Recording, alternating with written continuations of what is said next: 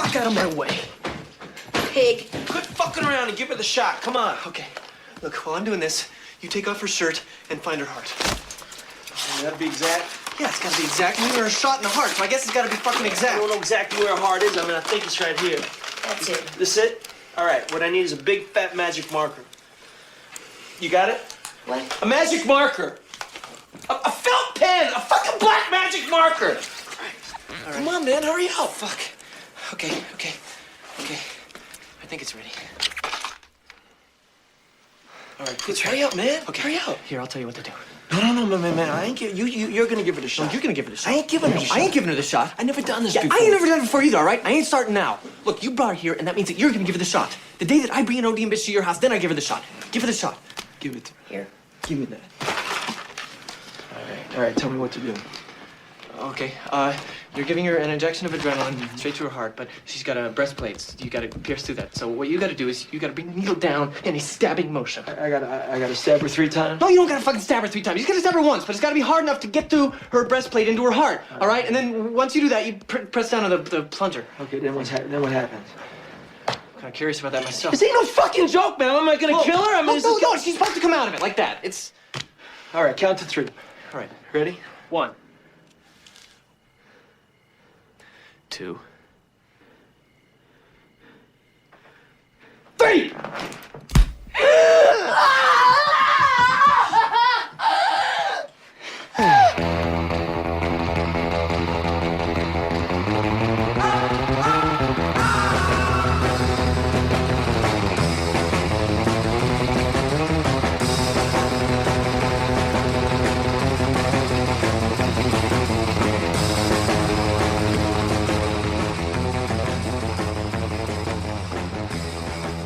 Okay, everybody, welcome back to the Dana Buckler Show. My name is Dana, and I am pleased to welcome my co-host for this discussion on the films of Quentin Tarantino, Mr. Jason Waters. Jason, how are you?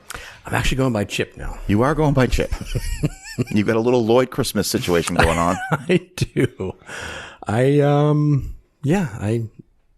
hit a door today, and I've got a nice little Jim Carrey Lloyd Christmas chip in my tooth, which just started off the day so well. There we go. Well, thank you for being able to pull yourself together. I'm going to try not to smile too much today. Pull yourself together. And this is why we're doing audio, not video. That's right. I have a face made for podcasts.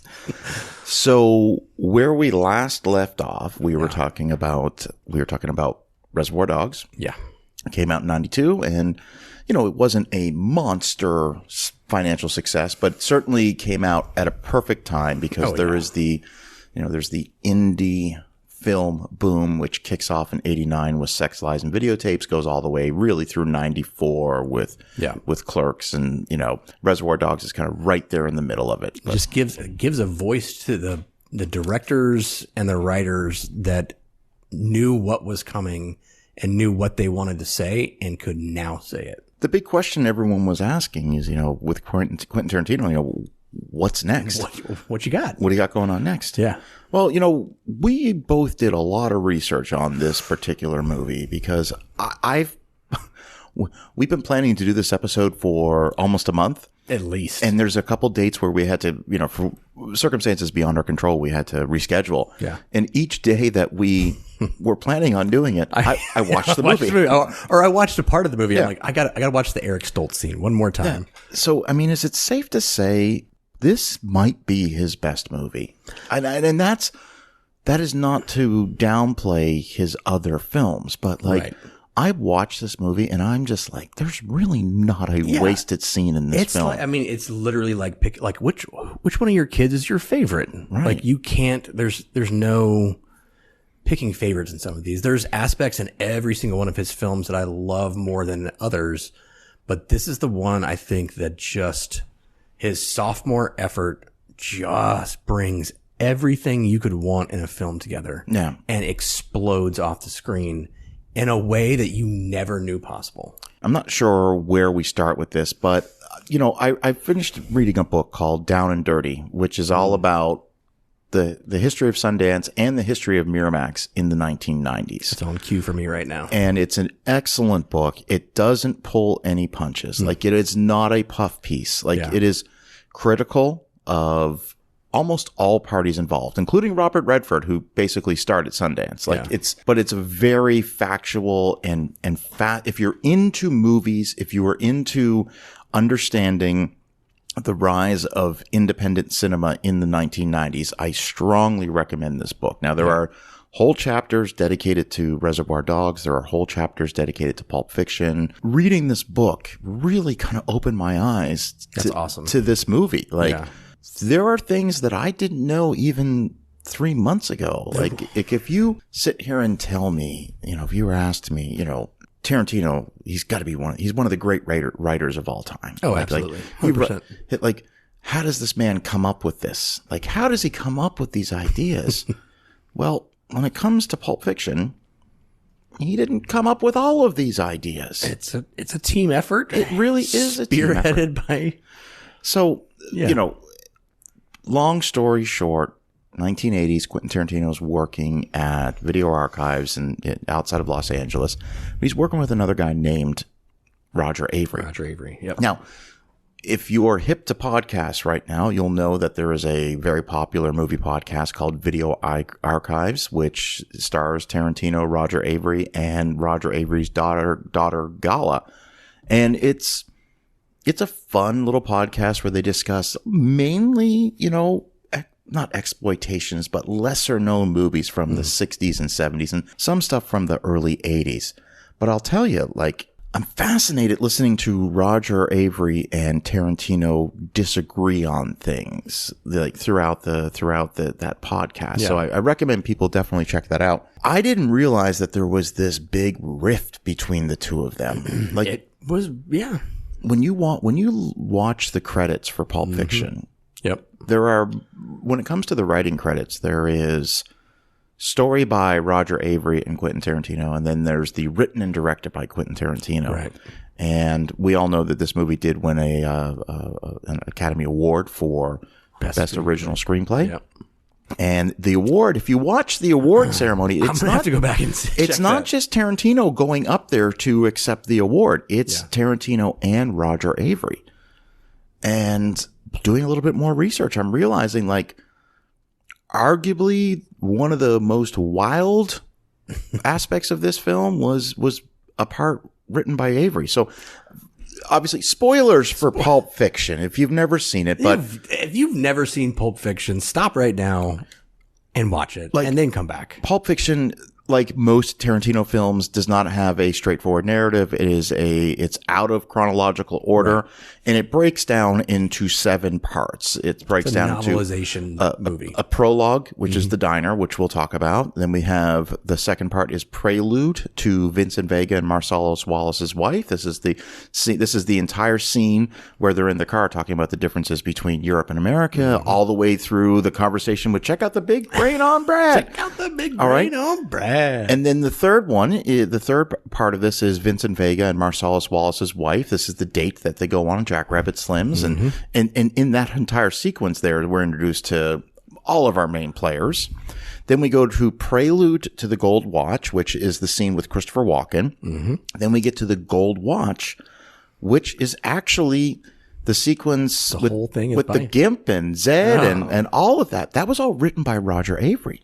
And you can kind of see the deviation from what was there to what it becomes, because that shit gets fucked up.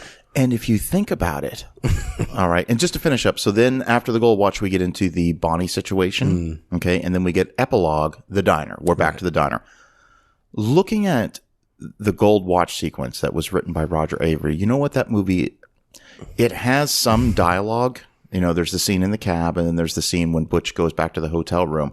But after that, it is, once he discovers that his watch is not missing, it is very light on dialogue. In fact, there are swaths of that scene where there's no dialogue whatsoever, which is completely opposite of the scenes that Tarantino wrote. Yeah. No, I mean, knowing that now and knowing what each individual partner did, it's 2 people writing one movie, and it's apparent. It's very apparent it's very apparent and apparently.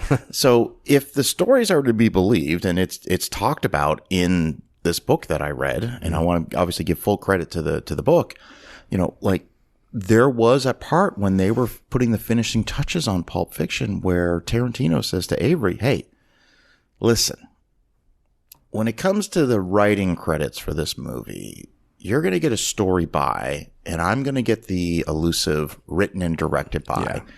And This is not a Matt Damon and Ben Affleck on Good Will Hunting. No. And I got this one. And so he was like, apparently, this did not sit well with Roger Avery. Now, Tarantino did go after Reservoir Dogs. He did go to Amsterdam to do some writing on this. These stories were already something that him and Avery had been kicking around since the 80s. Avery went over there for a little bit to work on it, but then got the budget he needed to make his first feature film, Killing Zoe, with Eric Stoltz, which is about a bank robbery in Paris that goes way wrong. Actually, I really like that movie. That's a good film. Yeah. And you know what? I say it's a good film. I haven't seen it since the 90s. I think I probably saw it at least 10 years ago. But it's still, it holds up. It's a good film. It's definitely due for a rewatch on me. Yeah. Also, Avery would go on to direct The Rules of Attraction, also with Eric Stoltz. he's as he is in Pulp Fiction. Yeah, yes, very, very similar. Yeah.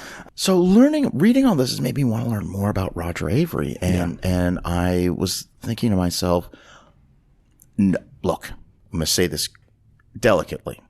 Yep. Okay, very delicately.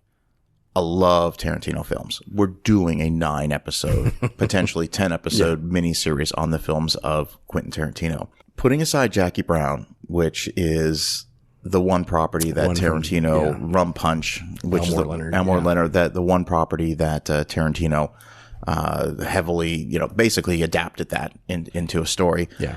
Every subsequent movie after that is just a solely written by Quentin Tarantino. Yeah. Makes you ask the question, what would have happened if their relationship hadn't been somewhat fractured and Avery would have been a writing partner for Tarantino on every movie moving forward? The crazy thing too is you look at what he did along the way, and he really kept for the first few movies the same exact cinematographer, and then would jump to a different one and would keep that same cinematographer and then jump to a different one.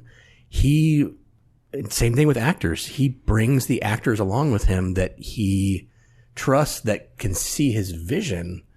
So I don't know. Yeah, I don't know what overall transpired between those two, but what they put together in Pulp Fiction, I think you're asking the right question. What could have happened? Yeah, no. So obviously, mentioning the Video Archives podcast, obviously they have reconciled. They're doing this show together, and it's quite successful. I kind of jump at the opportunity to listen to Tarantino, talk movies, but honestly, I've really been digging what Avery's been doing. Yeah. He's great. So we're just going to burn through this cast real quick. All right.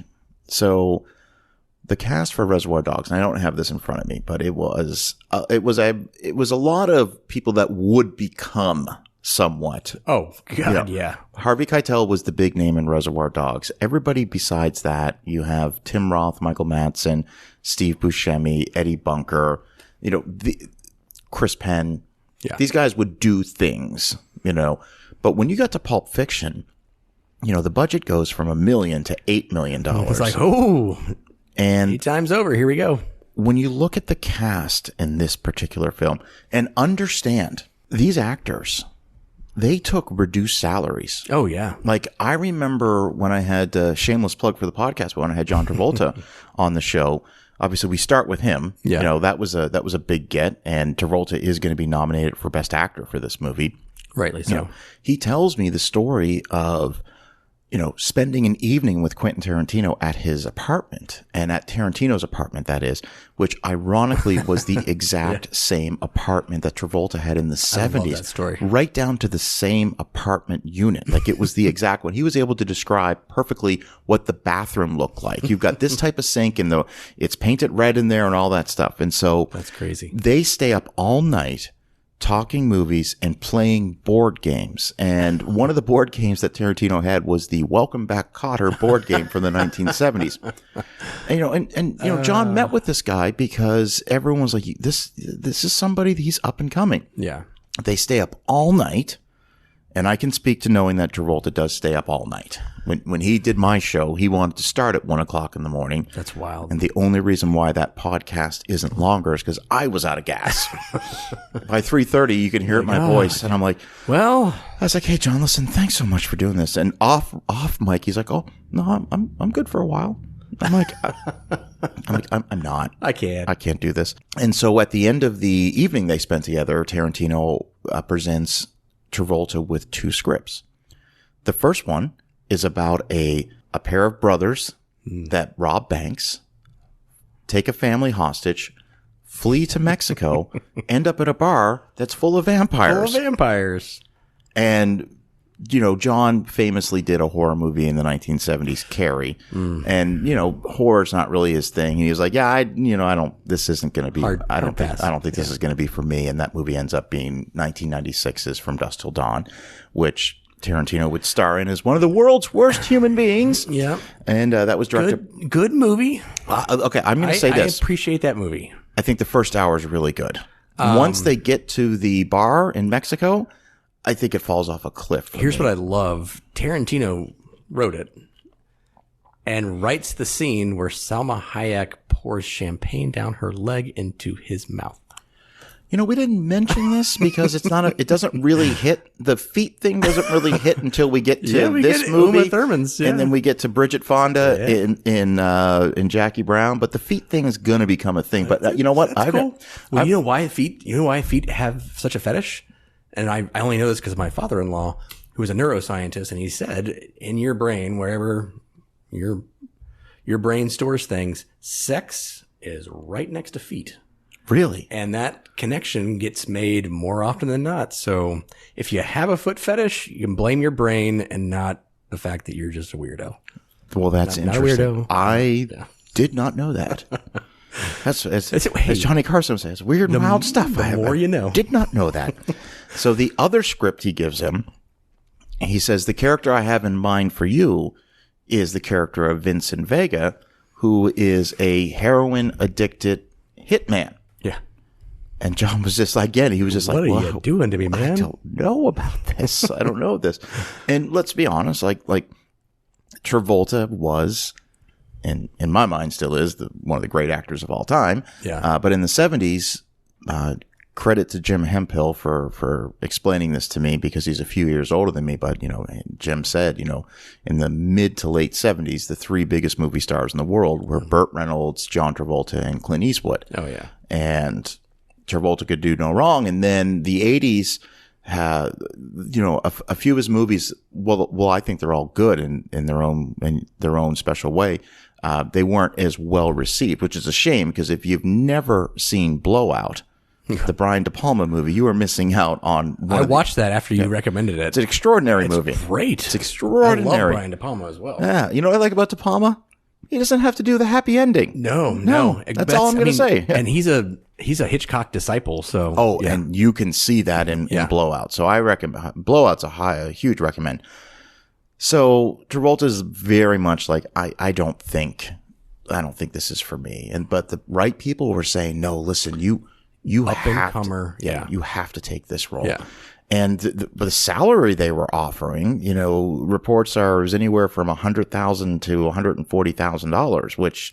But did he get back in points for this? No, I don't think back. Really? I mean, maybe. Obviously, there's going to be residuals. There's going to be residuals, but put a pin in that because this movie made a little over $200 million in its initial run. However, according to Down and Dirty Pictures, the book I read, and I've done some research on this, Miramax, amongst other studios, have ridiculously interesting accounting to show that a movie that only cost $8 million, that took in $200 million. Oh yeah, is not profitable. Oh well, the marketing, everything. Yeah, listen, we've got to put office expenses into real estate. Yeah, that is why these movies, like when you get like a Scarlett Johansson situation where they put Black Widow on Disney Plus, day and date and all this stuff, and she ends up suing them for like $30 million because she feels like she lost out on some residuals, because the Disney accountants would definitely find a way to make that movie not profitable. Yeah, and here's what I can tell you too, what I had learned the other day. She has the highest grossing movie total of any actor or actress ever. Because he's in all those Marvel movies, right? Yep. God bless Marvel. Number 6 on the list, I think, is Samuel L. Jackson. Oh, well, because he's been in 466 movies. That was just last year. So he agrees to take the part.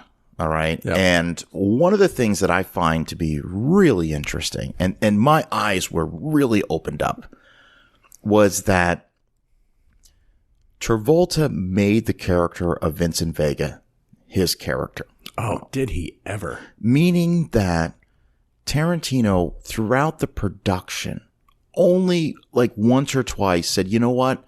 Let's try this a different way.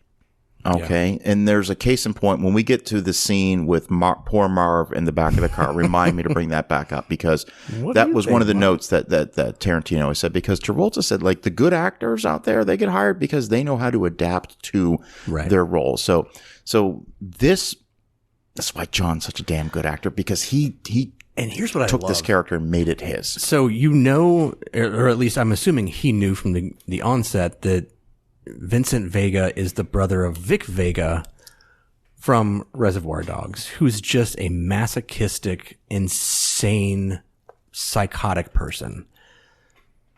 And he could have looked at that and gone, you know what, I can play it that way.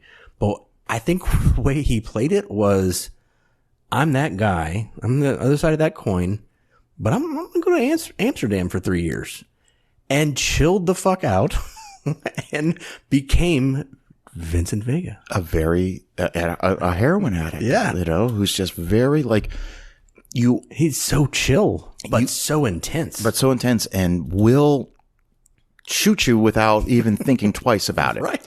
If you Jules, if you give this guy $1,500, I'm going to shoot him out of principle. That's the thing, is when they get to that door after that dialogue in the first scene, and Samuel L. Jackson's like, all right, let's get in character. Yeah.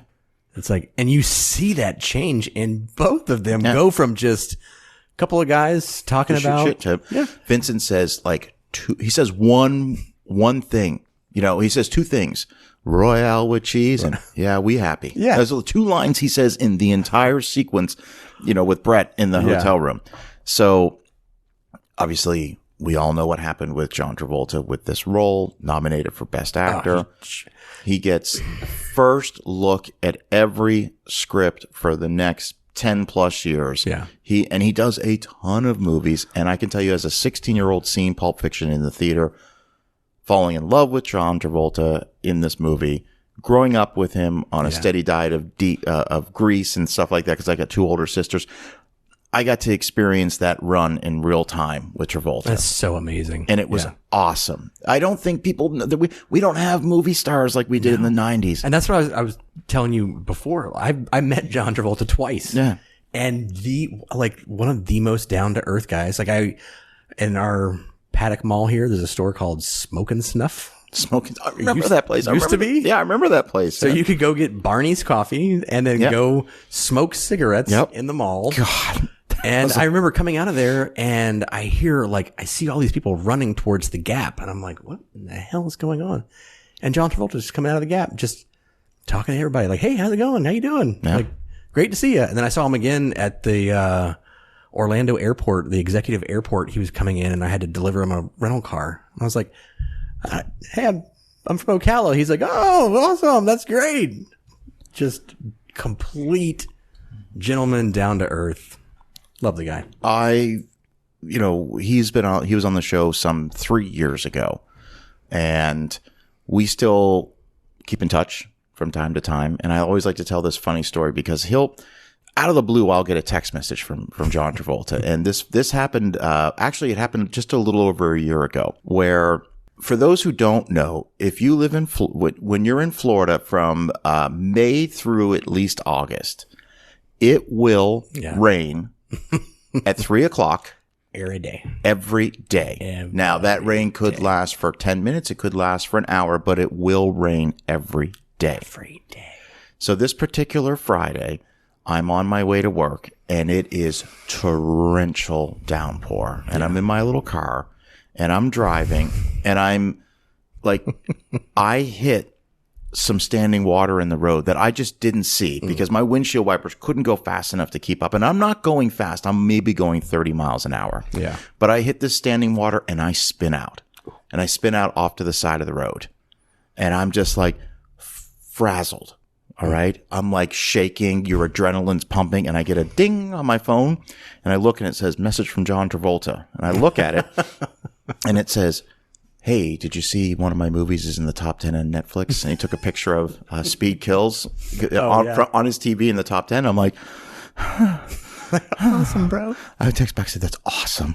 It's so good. He's like, have you seen it? I'm like, I definitely seen it. And I'm like, awesome. Like, so that's like just, listen, I love the guy. That man can do no wrong in my book. He's my favorite actor. Yeah. And I would say that before I had an opportunity. Well, here's the thing. Everyone's got great roles.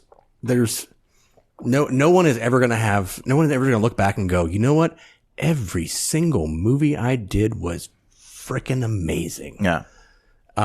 Because there's winners, there's losers, but the persona he puts on the screen, he's one of the best ever. Yeah. And it needs to be said, like, he takes the ball and runs with it. Like, I don't think is there an actor that has had I don't want to use the term comeback because to me, he never went away, but they do call it a resurgence. They do. The only one I can even think of is maybe Jack Nicholson with As Good as It Gets, which kind of led to The Departed, but he does go on a run. But Jack was always Schmidt, Jack, though. Jack was always Jack. Like, if you look at, like from the 70s, he does Terms of Endearment and Witches of Eastwick, and he does those movies. Then he fucking, Few Good Men. Yeah. You go, Phenomenon, even Battlefield Earth. Like, he can just, Face Off. Face Off is the best, man. It's the best. Sorry. So this will be a 9-hour podcast if we talk about every right. actor like that. But we want to make sure we at least, because he does technically have top billing. Yeah.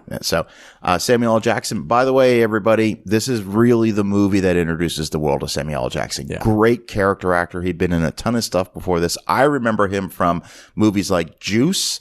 Movies like Coming to America, where he robs the McDowells. Who the fuck is this asshole? He's great. Yeah. He's great. This movie changes. Obviously, actually, this movie does the exact same thing for him that it did for Travolta. Yeah. Except the big difference being that John Travolta we all knew who John Travolta was when this movie began. A lot of people are meeting Samuel L. Jackson for the first time in this movie. But Samuel L. Jackson takes a career and he's still doing it. As we said in our previous podcast, hold on to your butts. Exactly. Yes. Jurassic Park for Nora. That's right. So, and he is tremendous in this movie. Oh God. Yeah. Uma Thurman. Okay. She's going to do she's done a few things prior to this, but this is really kind of the movie that cements us. She is tremendous in this film. She's one of those, if you think about it, a lot of our characters keep reappearing in the movie. Mm-hmm. She does not. She's in two. She's in the Mia Wallace scene, and then she got a little scene in the tiny little one after the boxing match. At the boxing match. I never thanked you for dinner. Yeah. Yeah. Harvey Keitel. Okay. Winston Wolfe. Okay. Tim Roth. Now this is interesting because this is the part, and again, I want people like, well, I always knew that he was English. No, you didn't. No, you didn't. Because if you watched Reservoir Dogs, you just assumed this is a new up and coming American actor. Oh. And then when you hear him talking in Pulp Fiction, he's the first person to talk in this movie. You're like, oh. And that dialogue to start the movie off. Yeah. Shut up. I mean, so good. And by the time you get to the end, when you can see how he changes from the beginning to the end, and I love to see him go from where he is at the beginning of the movie to the end, where he's like, "I love you, honey bunny. Be calm, be good. I love you, honey bunny." Amanda Plummer, plays Honey Bunny. Honey Bunny, character actress. Okay, she's in movies like The World According to Garp, The Dollmaker, Made in Heaven, Joe versus the Volcano. She actually gets nominated for a BAFTA for her role in The Fisher King with Robin Williams. She's in Free Jack. She's in So I Married an Axe Murderer Needful Things. These are all what she was in prior to Pulp Fiction. So I Married an Ex-Murderer. And she has never really stopped working. Like, she still has, I mean, she was big in television. She was on Moonlighting, The Equalizer, Miami Vice. She was in LA Law, and she's in Star Trek Picard, like recently. So she's never stopped working. I couldn't tell you one thing she's been in besides Pulp Fiction. And she's got a very unique look about her, too. Oh, yeah. Yeah. So she's great. And then we get into, come on, Eric Stoltz as Lance, the drug dealer. I love just the conversation they like the fact that that Vincent's buying heroin off of him is so secondary to the conversations that they're just having. It's not even the buying of the heroin, it's the coming back later too. Yeah. I mean, just his delivery and all that is so fucking great. I want a whole I bring a fucked up like, oh God. My big black medical book. So, and then of course his wife is Rosanna Arquette. Yeah. Okay. She's great. Christopher Walken, Captain Coons, he tells the story. Yeah. Honestly, the big get for this movie on paper, the big get is Bruce Willis. Yeah. He's the big movie star when this film comes out. Like, he's coming off of a couple Die Hard movies, The Last Boy Scout, Moonlighting, Striking Distance. These are all movies that came out prior to Pulp Fiction. He had to agree to do this movie. Striking Distance was good. So I'm going to read what this says here. He did get a royalty. So he did agree. Bruce Willis did agree to take. Okay, so basically it says an aging boxer on the run, having double-crossed Marcellus. Willis was already a star, but most of his recent films had been critical and box office disappointments. As related by Peter Bart, participating in the modestly budget film meant lowering his salary and risking his star status. The strategy paid off royally. Pulp Fiction not only brought Bruce Willis new respect as an actor, but also earned him several $1 million. Willis's appearance and physical presence were crucial to Tarantino. Bruce has the look of a 50s actor. From what I understand, the story goes that he wanted to play Vincent. Bruce Willis wanted to play the Travolta role. And Tarantino just kept coming back to him saying, listen, read it again. You need to play the role of Butch. You're perfect for that. And Bruce just kept going, no, I don't want to. And it took him like reading it 3 times to finally say, all right, I'll play the role. Yeah. Yeah. Got to give a little shout out to Frank Whaley, all right, who plays Brett. Okay. I love him in the movie Career Opportunities. I think he's one of those actors.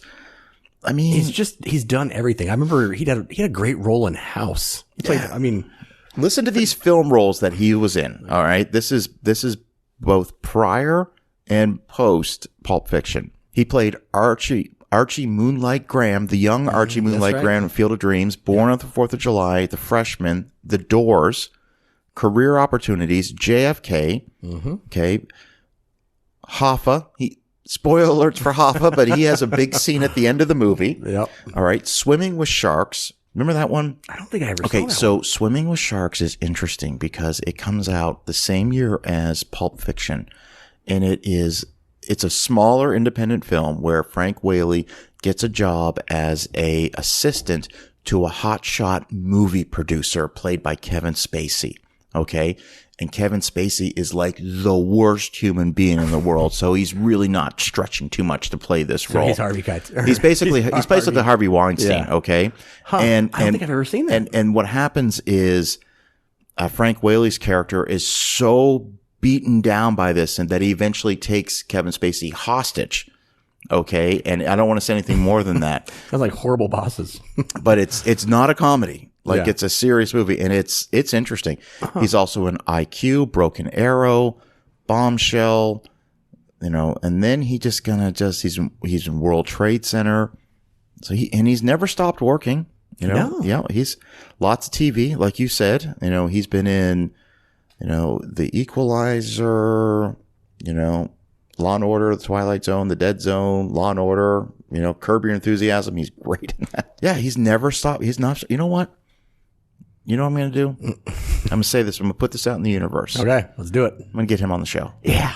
I'm going to reach out to him because he just hopefully strikes me as like a pretty down to earth, nice guy. Yeah.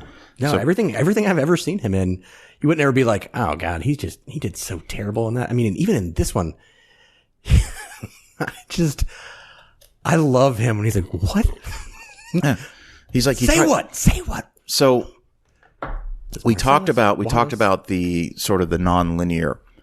All right. Just to recap here. So it's broken into 7 parts. All right.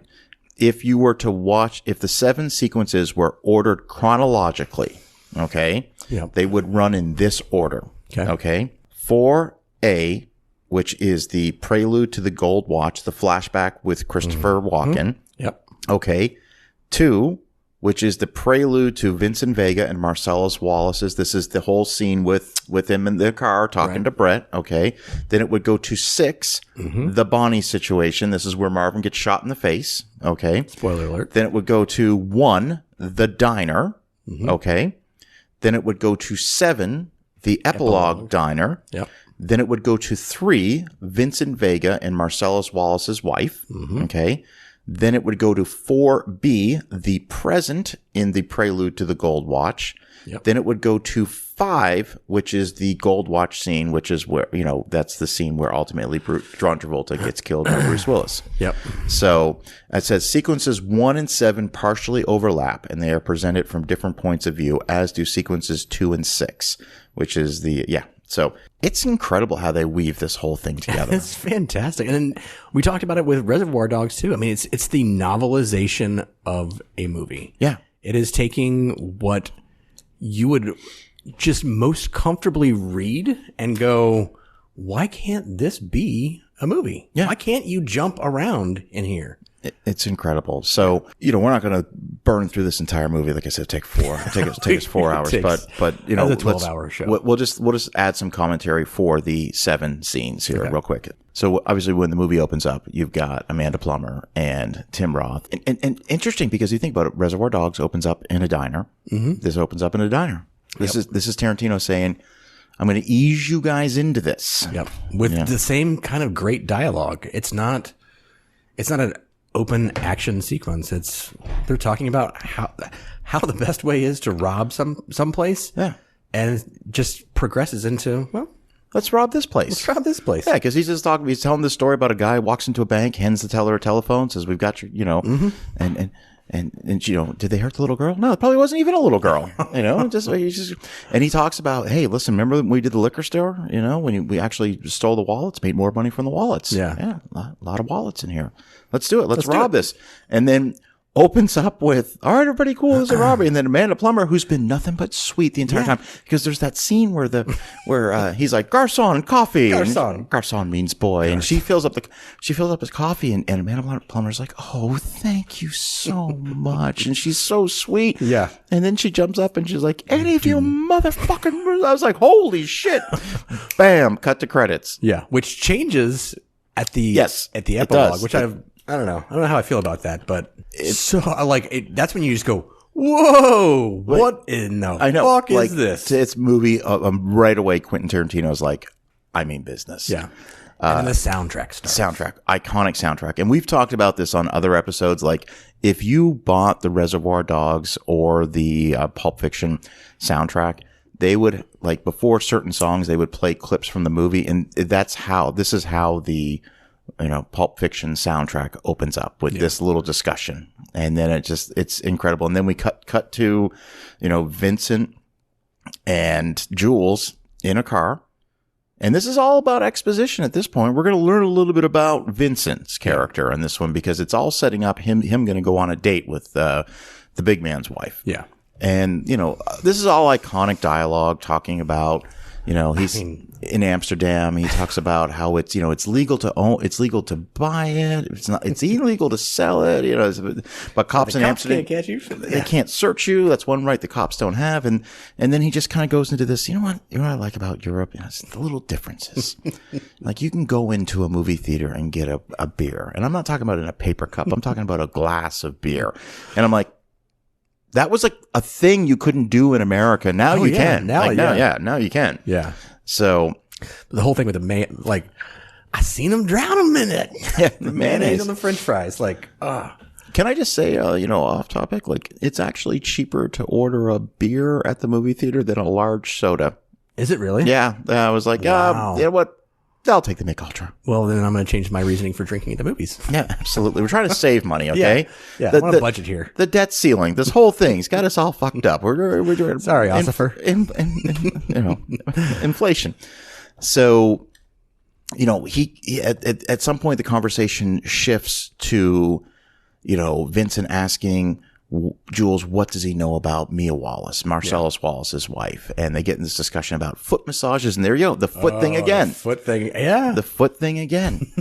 That's really interesting. And, the argument, I love the two sides here. Like, Vincent's saying that Tony Rocky Horror should have known better. He should not have given Mia Wallace a foot massage.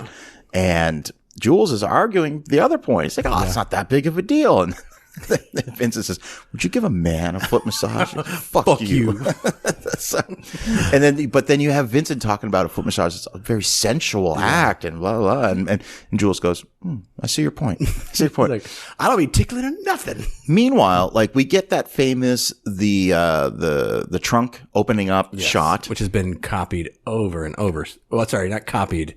It's been homaged quite a bit. And you hear a little discussion, like how many guys are going to be up there? Maybe up to 5. We should have shotguns. Fucking shotguns. Don't know what's going on. Yeah. So after I'm by the way, I'm looking at the time watching this last time. We are 16 minutes to when they open up the door. Yeah. Into the apartment. And there are very few cuts as they're going up. There's, several here and there, but you're along for the ride with them. It's not in real time. Yeah. It's not a John Travolta face. Now it's, cut to Samuel L. Jackson. Now it's back. And it's not cut to, they closed the shot, they closed the roof, and now we're at the apartment. Yeah. We spend the entire, at one point, it's not time yet. Yeah. Like if they're not even ready to go in there, like, we got a few minutes, let's hang back for a moment. Open the door, and you got 3 guys in the room. You got flock of seagulls. You got Brett sitting at the table, and you got Marvin. And this is, again, you said Samuel L. Jackson. Let's get into character. Once he gets into that character, yeah.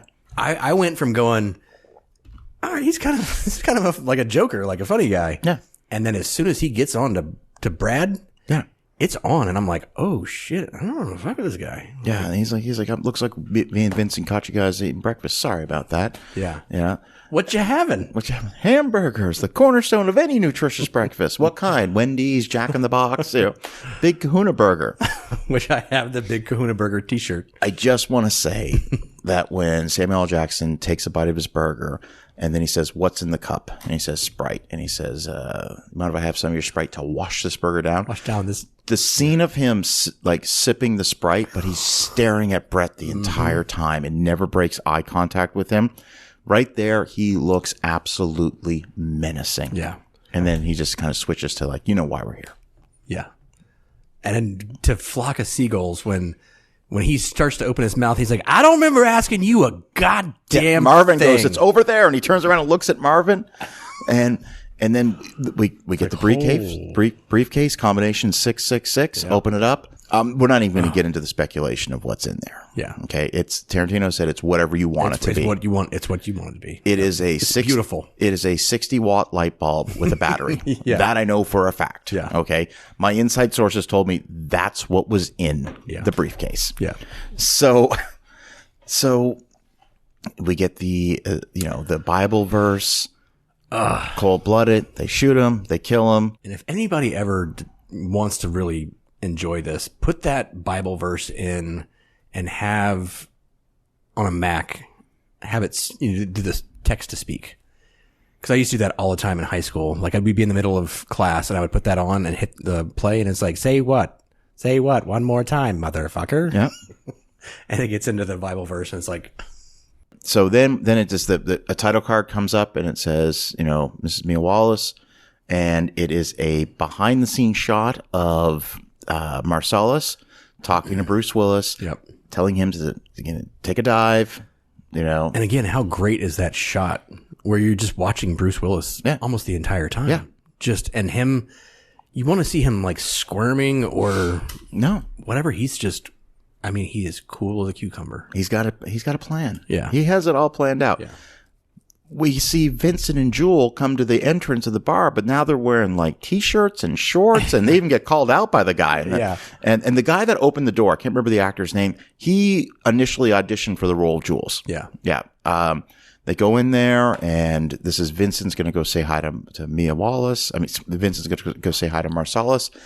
This is where Bruce Willis comes up to the bar, asks for a pack of red apples. Yep. You got Vincent's drinking his coffee. They look at each other, and I appreciate this. These two men, they're both professionals at what they do, and they are not intimidated by anyone. What did you say? I'm not your pal, Palooka. Yeah. I'm not your pal, Punchy. Yeah. You heard me, Palooka. Help you with something, friend? I ain't your friend. Yeah.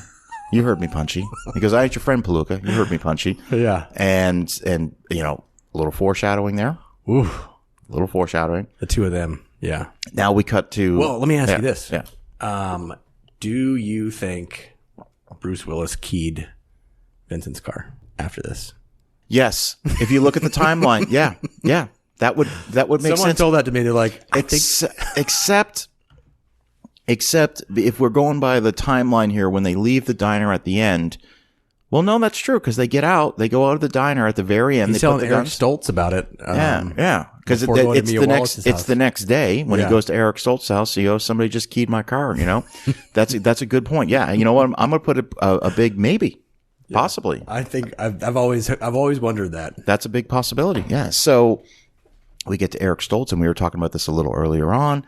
Almighty. He is he says this line about coke is dead, heroin is coming back strong. He's got 3 different types of heroin. 2 are good, but this other one is the best. Yeah. These 2 are 300 a gram. This one's 500 a gram. And you're like, okay, what's going on? Give me 3 grams. And is it okay if I shoot up right now? And that whole sequence of him shooting up, I'm just like, Oh, well, before that, the only thing I love about this is Eric Stoltz asking him if he'd like to get with. yeah. 'Cause we see the two girls. One girl's talking about all the piercings. Okay. Eric Stoltz. Eric Stoltz's wife, and the other one's Trudy. Trudy. He's like, you want to get with Trudy? I think she likes you. And he's like, is she the one with all the shit in her face? No, that's Jody. That's my wife. And they laugh about it, but they both have a good laugh about it. But that is just so brilliant. And then he shoots up, and when that 50s music playing of him driving his car, like that surfer rock music playing. That's a brilliant scene. And that is so smart. So he is high as a kite when he goes to meet Mia Wallace. And you can tell just by when he's in there, there's like subtle little things, like when she gets in there and she's on the intercom and he's looking for the intercom, and he finally finds it. And when he's talking to him, he can barely get the words out. Yeah. He's like, okay, yeah, all right. He's so fucking high at that moment. So they go out to Jackrabbit Slim's, which I think you were telling me, they built this. Built that. This was purpose built. This was not an existing restaurant. Which I would love. If they could build that now, I'd love that.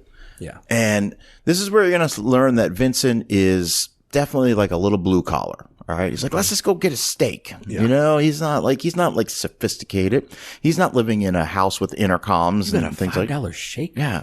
Adjusted for inflation, I did the math. That's $9 now. Which is about what it costs for a shake nowadays. Yeah, absolutely. So they go in there, and this is a very like 1950s themed restaurant. It's wild. Yeah. All right. They've got characters like Buddy Holly and it's awesome. And Steve Buscemi plays their waiter. Yeah. Orders the $5 shake. This is, the conversation, we hear this whole thing about the comfortable silences and all this stuff. And eventually they end up entering a twist off contest, which again, to go back to the John Travolta interview of my podcast, he choreographed that. Yeah. John choreographed that whole thing. And That's insane. And it's so good. Yeah. Just seeing those two, knowing that he's just stoned out of his mind. Yeah. And she's coked up. She is. She's done so much cocaine. God damn. And that's the thing is like, I don't know personally speaking, but I don't think you have much of an appetite when you're coked up. So she takes like a bite of the burger, and that's all she does. But here's what you get with this dance. And this is what I love about the fact she's that fucking flying. he choreographed it. He's so Chilling. fluid, and she's just violent, like just going at it. And it's like heroin, coke, Okay. dancing. Exactly. So they win the contest. They go back. Now it's time for drinks. And this is the part, like you start to think like he's starting to come to, because she's like, all right, you brought me back to the house. Let's have some drinks. This could go in a direction that would be really bad for Vincent. And he's telling himself that in the mirror too. He's in the bathroom. Listen, you're going to go in. You're going to have a drink. You're going to say thank you for a nice evening. You're going to go home. You're going to jerk off and call it a night. She puts on a reel-to-reel, which I think is awesome. Urge Overkill's, You'll Be a Woman, which is an amazing song. Great song. She's got his trench coat on that he was wearing. She goes through, finds his lighter, and then she finds the bag, which again, we've already established, she thinks it's cocaine. You have no idea what's going to happen from this No, point. And no. I mean, even me when I was watching this as a teenager, I didn't know that if you snorted heroin, this was going to happen. Oh yeah, no, I didn't. So I'm like, what's the big deal? And then you see her just lose it. Yeah, and again, we're talking about how chill John Travolta has been up until this point, and how he really is throughout the whole movie.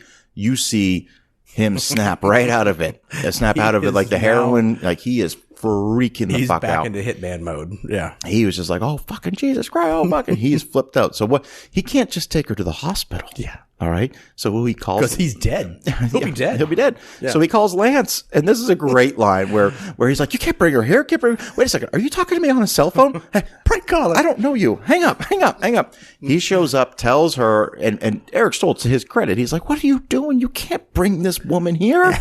And he says, "Listen, if she dies, I will be forced to tell him where."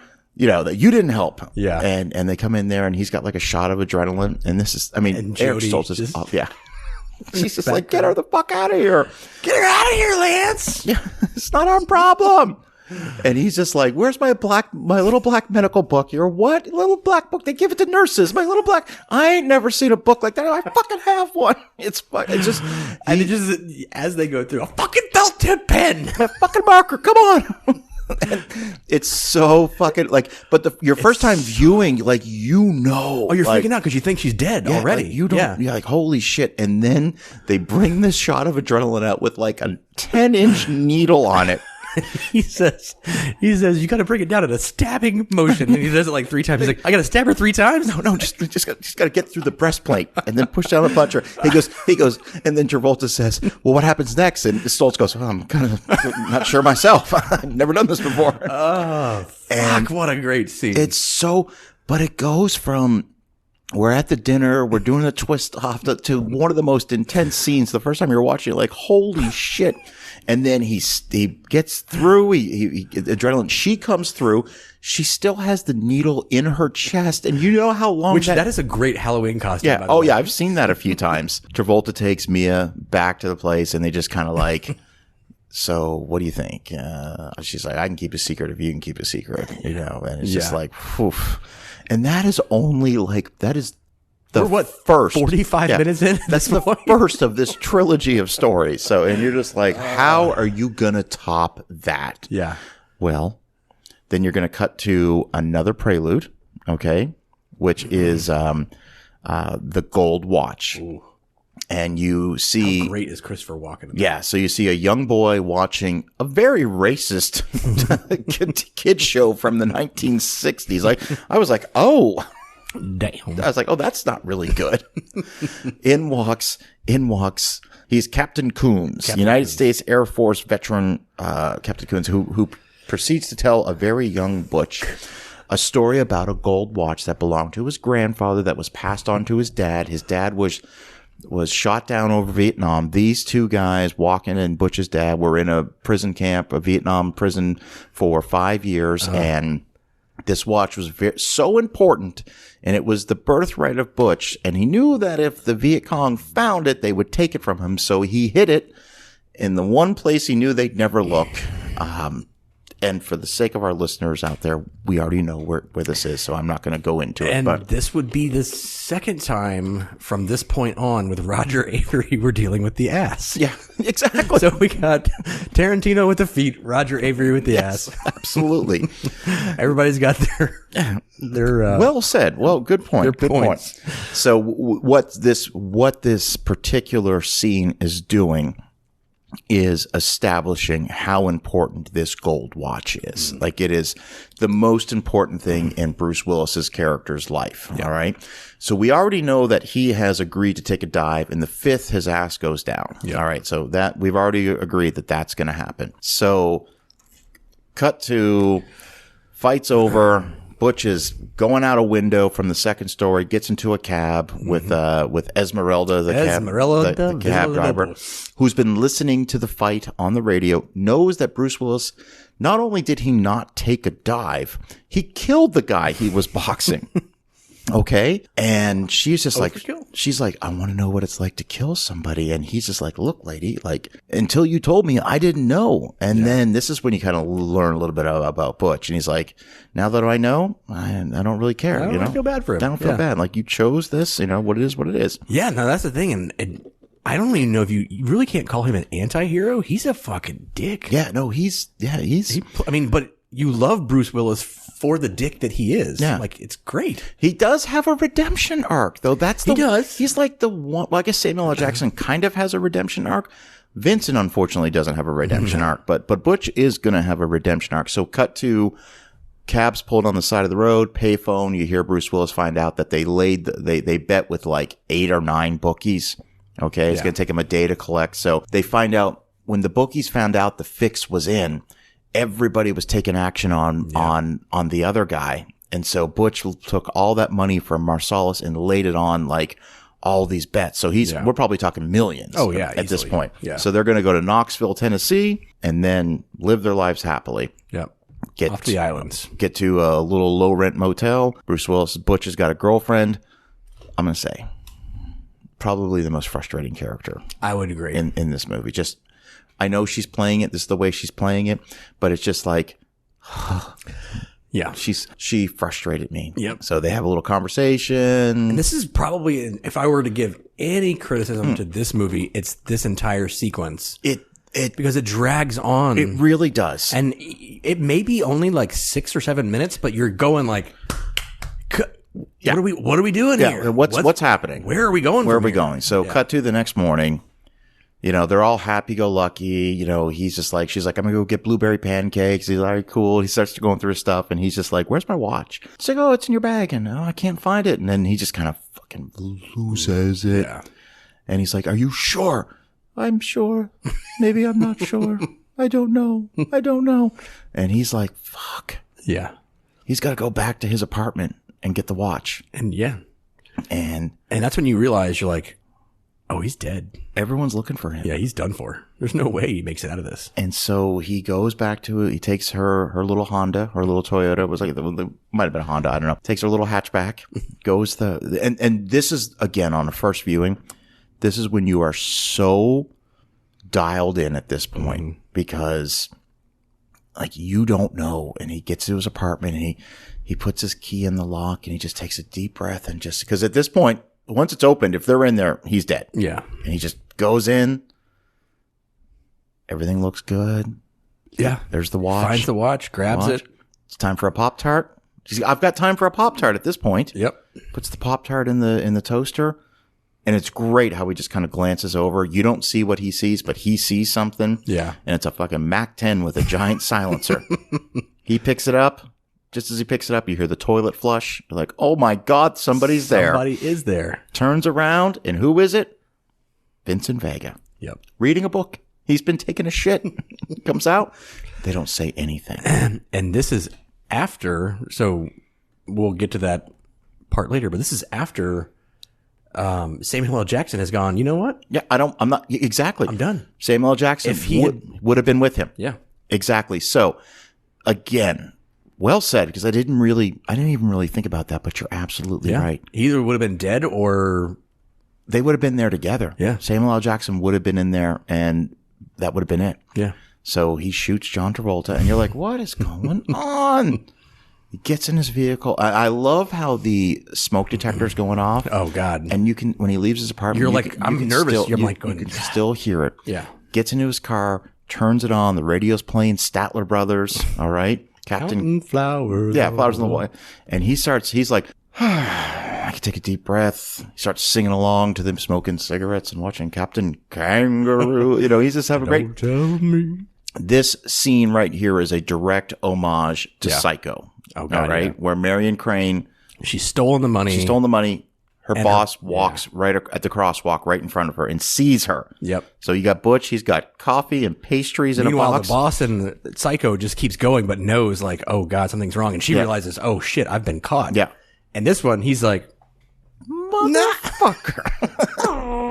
So while Marcellus sees him, he fucking runs him over. Car crash. Cut to a group Kathy Griffin. He's dead. He's definitely dead. He's totally dead. Marcellus Wallace opens his eyes, and Kathy Griffin's like, "If you need me, you need someone in court. I will be happy to testify for you because that guy's a maniac." And Marcellus is like, "Who?" And she's like, "That guy." Cut to Bruce Willis, pulling glass out of his face.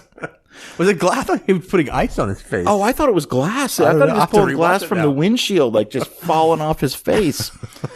So you see Marcellus Wallace, like he's limping. He's out. He's completely out of it. Pulls the gun out. Shoots the lady.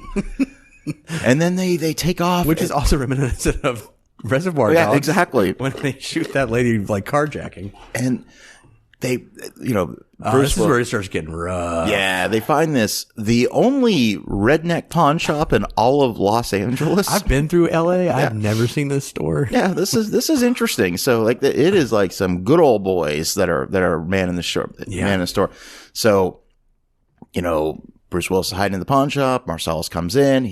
Bruce Willis got the upper hand. He's fucking beating him, punching him. You like that? How's that feel, motherfucker? Pain. Yeah. Pulls the gun out. Yeah. Marcellus says, "You're going to have to kill me." And Bruce Willis says, "Oh, yeah, I'm going to fucking kill you. Someone's going to get their motherfucking head blown off." And he's covering it so he doesn't get the blood splatter on him. The store clerk from the pawn shop pops up with a shotgun. Oh. And here we go. Knocks Bruce Willis out. And this is when you go, what the fuck is going on? What is going to happen here? Okay. Could we possibly get into now? And this is the Roger Avery part. Like Roger Avery wrote this one, right? So cut to, we're in a basement. These guys are tied up on chairs. They have bondage balls in their mouth with like a harness around their face. Like they can't even talk. And then the store clerks, we got to wait for Zed to get here. Enter Zed, who's a security guard. He comes down. Initially thought he was a police officer, but then you look closely, he's just a security guard. Tells him to bring out the GIMP. What is GIMP sleeping? Well, wake him up. I guess you better wake him up. Open up this box in the background. Bring this guy out. He's in leather from head to toe in a leather mask, and he just chains him up. And he's just like, and then they're like, "Which one do you want to do first?" I'm thinking which one are you going to kill first? So I don't even know if we can pick this up on the microphone, but the sound of him thumping his hands on the GIMP's head, and he says, "Which one are we going to do first?" You think, which one are we going to kill first? Yeah, because again, 1994, we haven't seen anything like this before. There is no like, oh, I know Tarantino, he's going to go nuts with this, or in this case, Roger Avery, because we don't have like a baseline. Like you're thinking, I remember still thinking, I'm like, oh, this is like a torture thing. Yeah, like they're going to kill him, or they're going to torture them, or something. They're going to make one of them the GIMP's buddy. You don't know. And they do the eeny, meeny, miny, mo, which, by the way, But by the way, they do that eeny, meeny, miny, mo thing in Natural Born Killers, also that was written by Tarantino. So just like a little side shot there. So they go with Marcellus. They take him in the back room. You have no idea what's going on. The GIMP is staring and laughing at Bruce Willis. Bruce Willis the whole time has just been working at the ropes that he's tied onto, manages to break them apart. Yeah. Gets up, knocks out the GIMP, and now he can go. Yeah, he's done. He's like, I can get the fuck out of here. The guy who has been hunting him and will kill him is being raped in the basement. Which we don't know that yet. You don't know that yet, but there's something going on. I'm guessing by the noise, Bruce Willis probably figured it. He probably knows what's going on at this point. Gets up to the upstairs to the pawn shop. He goes to the door, hesitates for a moment. Here's what I love. I think at this point when he hesitates, he realizes I could leave here and He might be done for, but maybe not. Maybe they let him go. I think he realizes if he goes back and saves him, he's free. Yeah. And I think he's either going to be, he'll be looking over his shoulder for the rest of his life. Yeah. If he leaves them and somehow Marcellus survives. or he can get the redemption he wants from these two assholes. Yeah. And get out of hell. So he starts looking he opens up a drawer. There's a hammer, a big hammer. And I've been in quite a few pawn shops. I've never seen this shit. A wall of chainsaws, picks up No. a chainsaw, and then the camera's looking down. He looks up, and of course, Yeah. it's a samurai sword. It's got to be. Yep. And it's just, he goes in there and just takes the one guy out, frees Wallace. Wallace gets up, slow motion racking of the shotgun. Step aside, Butch. Shoots Zed in the fucking balls, blows his dick off. Tell you what's next. Well, yeah, I know. He goes, what happens now? What happens? Well, when he goes, what now? So I'll tell you what now. I'm gonna call a couple of Python, to go to work on the homes here with a pair of pliers and a blowtorch. And I think is this where the phrase "I'm gonna get medieval on his ass" comes from? You hear me, hillbilly? I ain't finished you my damn show. I'm gonna get medieval on your ass. And he goes, I mean, what now? Between you and me. Oh, and you hear Marcellus go, that what now? I'll tell you what now. It'll be you and me. There is no you and me. You've lost your LA privilege. He's free to go. Yeah. He goes, 2 things.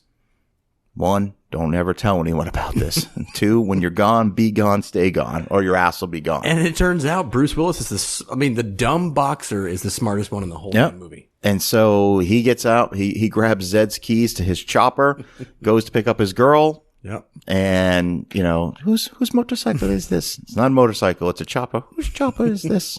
Zed. Who's Zed? Zed's dead, baby. Zed's dead. And you think that? I looked when he drives off into the sunset, I checked the time, 1 hour 48 mark. Wow. Okay.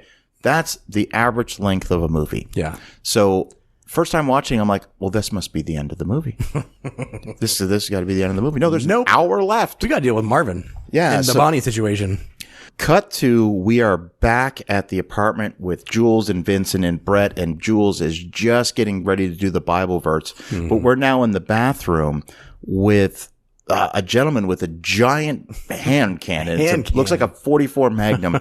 And that is Alexis Arquette, who unfortunately passed away in 2016 and is, is the sibling to Rosanna Arquette, Patricia Arquette, David Arquette. He went by Robert Arquette, but he did transition and went by Alexis Arquette, and unfortunately did pass away at the age of 47 in 2016. I didn't realize that. So he is sitting back there, and he goes, I don't want to die. I don't want to die. I don't want to die. And then all of a sudden he's listening to the Bible verse. He's like, what the fuck is going on with this guy? So they shoot him. They cut back to Samuel L. Jackson, John Travolta. They shoot Brett.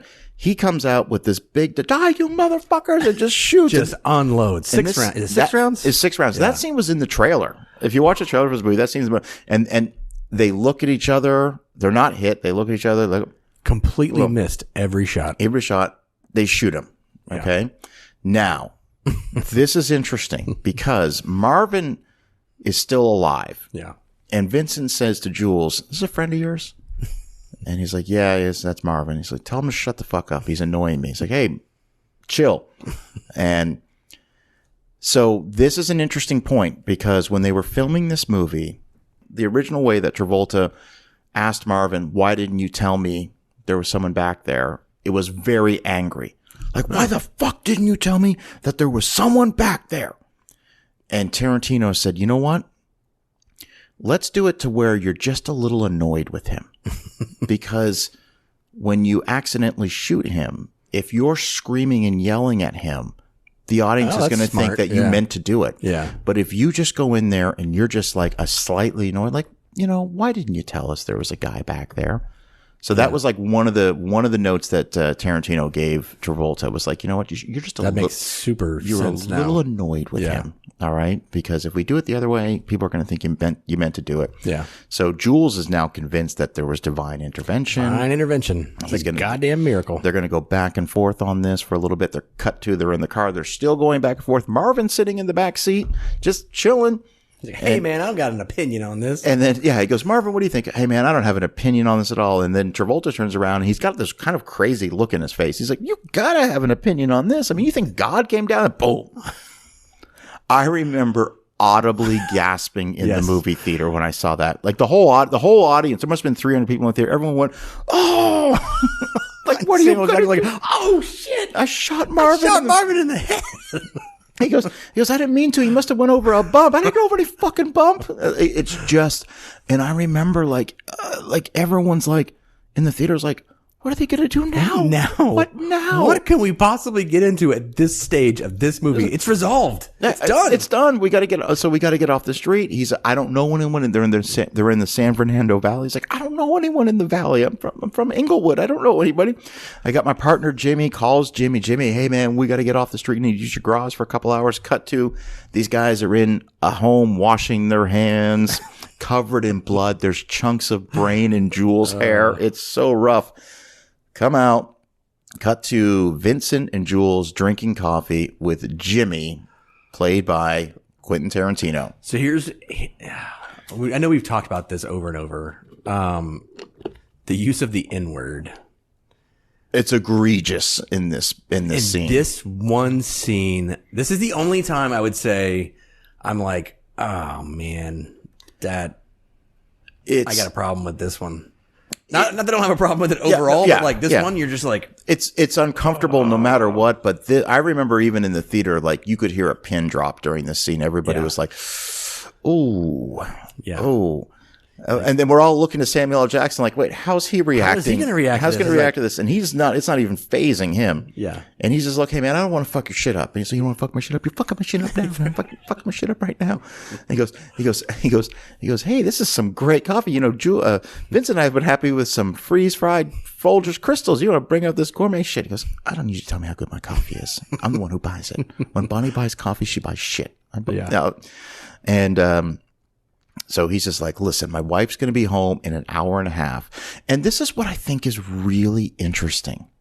Every time I've watched this movie, I've just been like, Jules and Vincent are cold-blooded killers. All right. That's what they do for a living. Yep. The human life means nothing to them. Yep.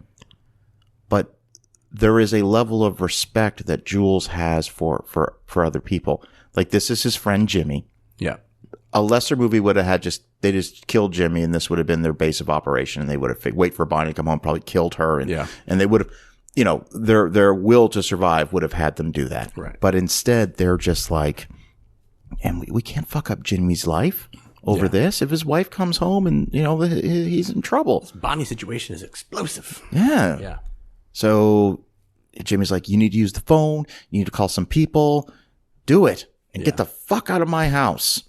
Cut to Marsalis sitting on a beautiful terrace overlooking the mountains. The beautiful woman who's definitely not Uma Thurman. Yeah. Okay. And it's early in the morning. They're having breakfast, and you see Marsalis Wallace going like, you know, fuck, she'll fucking, she'll lose her shit. And he's just like, I don't want to hear no fucking ifs, ands, and buts. I just want to tell me like, calm the fuck down. I'm sending the cavalry. Yeah. I'm choosing my words carefully here because, he goes, that's all right. I'm sending the wolf. He's like, oh shit, you're sending the wolf. It's all you have to fucking say, man. So we have Harvey Keitel. What is he at? It's 8 o'clock in the morning. Poker? Like, what are we, like, can I ask this question? Like, what is he, where some is kind he? Of poker game. And it's like older people. It looks like, you know, like retirees, like. And he's wearing a tuxedo. Yeah, like, and it's 8 o'clock in the morning. Where are you? Is this a funeral? That's the prequel I want to watch. Yeah. I'm like, where are you? And he says, all right, it's 30 minutes away. I'll be there in 10. 9 minutes, 47 seconds later, pulls up in the Acura NSX. Do you remember when the Acura NSX was first introduced, like 92? I don't know. I was never into cars. It was a big deal. Like the original ad campaign for that, I think it came out in 91 or 92. Okay. Don't quote me, but at least in Canada, I remember they had these commercials where it was this Italian guy sitting out having espresso, like an old man, a group of Italian old men sitting outside a cafe having espresso, and the Acura NSX, it's red, and the commercial pulls up, and the Italian guy goes, oh, it's Ferrari. And the guy gets up, and he's like, no, Acura. It's like, no, that's a Ferrari. You know, because anyway. So at this point, I owned a Pontiac Transport minivan. My first car? 1993. Well, I didn't get my first car till 94. When I turned 16, I had a 1987 Toyota Corolla. Ooh. And sometimes I wish I still had that car. God, that thing collector's was, item. it was so reliable. It didn't have an air conditioner. It was a 5-speed roll-up windows, had a tape deck, but I swear to God, it took a Phillips head screwdriver to fix anything on that car. No, not mine. I fucked that thing up bad. So the Wolf shows up, NSX, okay, gets there. Hi, I'm Winston Wolf. I fix problems. Jimmy's like, good, because we've got one. Cut in there. And this is great. He's like, the timeline on this does stress me out a little bit because he's like, it says right now we got about 40 minutes, which if you do what I say, when I say, should be plenty of time. No way. Yeah. They're clean. The state of that car, you're not getting that car no clean way. in 5 minutes, 10 minutes. Yeah. No, You there's need no a way. garden hose to just blow that thing out. Yeah. So, you know, they're in there cleaning the car. And it's so funny, the banter back and forth before. And Like, what am I doing in the back seat picking up brains? you should be on brain detail. So, it's very clever how Winston asked Jimmy, he's like, you know, we need some linens, you know, we need the darker, the better. And, you know, Jimmy tells this story to Winston about, you know, this is my wife's. He gave us this stuff. It's a wedding gift. He's no longer with us. And Winston's like, you know what? I think your Uncle Marsalis would want to furnish your entire bedroom in oak. You like oak? You like oak? You like oak? Breaks out wads, $100 bills, starts counting them. He's like, oak is nice. Oak is good. Oak is good. They get washed up. It's clear that they're going to take the car to a junkyard where I'm sure there's been plenty of bodies disposed. Time for breakfast. Back to the diner. Back to the diner. Back to the diner. You don't realize it's the same diner in the beginning No, I didn't get that. until like they're back there going back and forth about how Samuel L. Jackson's he's going to retire. He's not going to do this anymore. Cut to Garcon, And coffee. then you hear that Garcon, I'm like, oh shit, It's no. like, wait a second. We are back here. Yeah. Vincent goes to the bathroom with his book. Okay. Robbery, wallets. Jules is complying. Yeah. All right. Tim Roth walks up, puts the gun in his face. He says, I hate to break it to you. It's not the first time I've had a gun in my face. Keep talking like that. It'll be the last. You know, puts his wallet in there. Says, what's in the briefcase? My boss's dirty laundry. Open it up. Is that what I think it is? It's beautiful. Fucking gets him. Jules got him down on the gun. Honey Bunny's like, don't you hurt him, blah, blah, blah. Don't you fucking hurt him. Tell that bitch to chill. Chill out, bitch. He goes, I want my wallet back. You know, go in there. It's the one that says bad motherfucker on it. motherfucker. And you're like, oh, that can't really be what it says. Pulls it out. It says bad motherfucker on it. $1,500 in it. Takes it. Vincent comes out. He's like, what is Jules, going I will on? Shoot him on principle. They fucking, Jules he's had this redemption. He's going to let these people go. He's like, you know what? Take the money. Fucking, I don't give a shit. Which I would love to see I think Tarantino's final movie should be Jules after having walked the earth like Kane and Kung Fu. Kane and Kung Fu, and everyone from Kill Bill together. I mean, that's what the last movie should have been. It really should. Anyways. Really should. So they let him go. All right. And it's so like they get up, they leave, movie's over. All right. And it's like the way Vincent, and you're like, oh, kind of a happy ending. And then you have to remind yourself, oh, wait. He's dead. He's dead next day. He's going to die the next day. Wearing those outfits. Wearing the those outfits. Santa Cruz slugs and Yeah. banana slugs and What did they look like, Jimmy? Dorks. Couple of dorks. A couple of dorks. And he's like, haha, motherfucker, your clothes.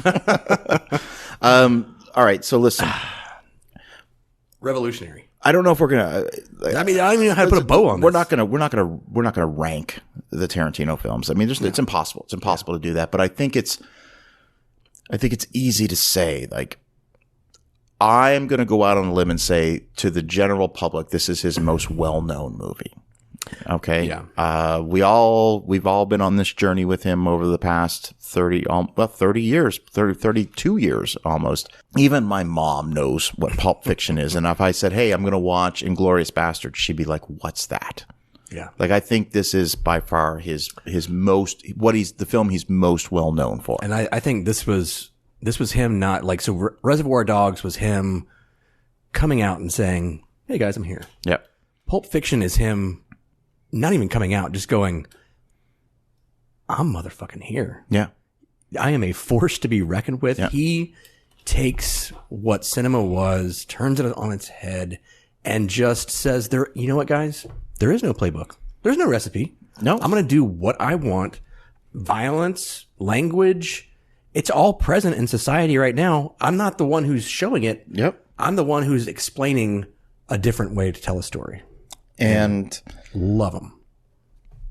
I think it needs to be said, and it definitely needs to be said, that when something hits, like when something really hits, the big studios, they're going to try to duplicate it. Yeah. Like, case in point, Avatar 2009 becomes the biggest movie in the world. Everything gets a 3D release. Even romantic comedies were getting 3D releases. It was crazy. But that's not to say that there wasn't definitely a slew of Pulp Fiction inspired movies that came out. Now, I've got a list in front of me that is entitled 17 copycat films spawned from Quentin Tarantino's Pulp Fiction. Okay. Only 17. I am going to ask you real quick. Yes, no, like it, seen it, haven't seen it, the whole thing. All right. 1995, Things to Do in Denver When You're Dead. Andy Garcia. I like it. Yeah. Christopher Walken's in that film. American Strays. Luke Perry, Eric Roberts, Jennifer Tilly. Nope. I have not seen it. The Way of the Gun. Ryan Phillippe. Actually, Christopher McQuarrie directed that film, and Benicio del Toro's in it. I like that one, actually. Yeah. I saw it when it came out. I haven't seen it since, so it's been 23 years. I saw it at the theaters, but I haven't rewatched it. All right, Go. Doug Liman. Oh, yeah. Made the list of 101 that movies. was a homage to... Well, just because it's not told nonlinear storytelling, and it kind of wrapped it up. So, yeah, and Go made our list of 101 movies from the 1990s you need to watch. So I'm gonna agree with that. The Big Hit. Okay. This that is Mark Wahlberg. They play contract killers. It's awful. I think I saw it on TNT. It is awful. No, all right. no. 2 Days in the Valley, 1996. Yes. Actually, I've never seen it. Really? Yep. Charlize Theron, James Spader, Danny Aiello, Terry Hatcher. Not bad. I've never seen it. What else? Get Shorty. I love it. Oh, yeah, absolutely. Did I tell you I have that movie poster still? Oh, yeah. Okay. So also on the list, Be Cool. Really? Yeah. The sequel to Get Shorty.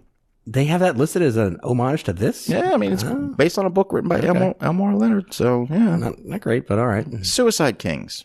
Ooh, I love that movie. Yeah, so... Another Christopher Walken. Yeah, so Suicide Kings is... I've watched that several times, and there seems to be the general consensus out there. There's no middle ground on this. People either really like it a lot or they don't like it at all. Boondock Saints. Oh, I'm sure this is on the list. 8 Heads in a Duffel Bag. 8 Heads in a Duffel Bag. Written by J.J. Abrams. I did not know that. I did not know that either.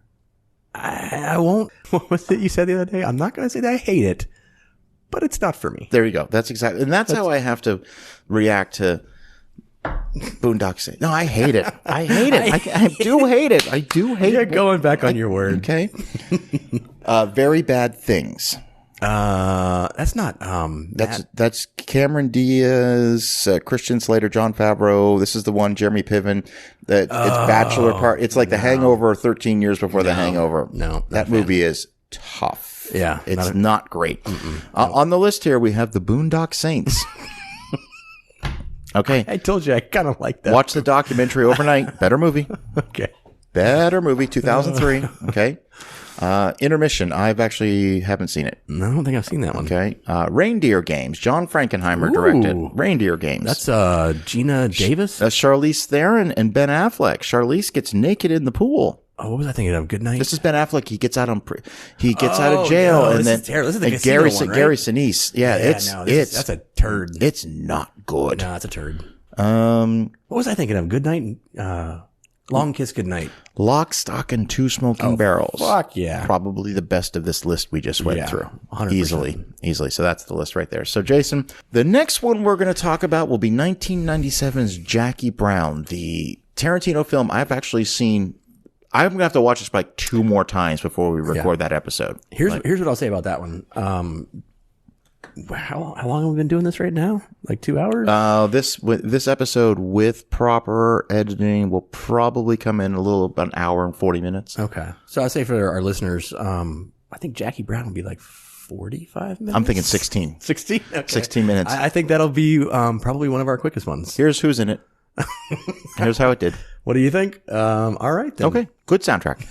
All right, everybody, thank you so much for listening to the second part of our 9, possibly 10-part miniseries on the films of Quentin Tarantino. Just a reminder, if you want to help support the show, go to patreon.com/howisthismovie. There you can listen to episodes. There you can listen to our series, 101 movies from the 1990s that you need to watch. More than 20 hours long, broken into 10 parts. And we have actually, as of recording this, we have submitted to each other the first 5 movies we're each going to do on 101 movies from the 2000s you need to watch. And what a diverse list we're going to have. Y'all just stay tuned. Episodes 101 through 93 are going to be, movies 101 through 93 are going to be, if there was ever, by the way, the 2000s was a fucking great decade at the movies. Here's what I can say. Yeah.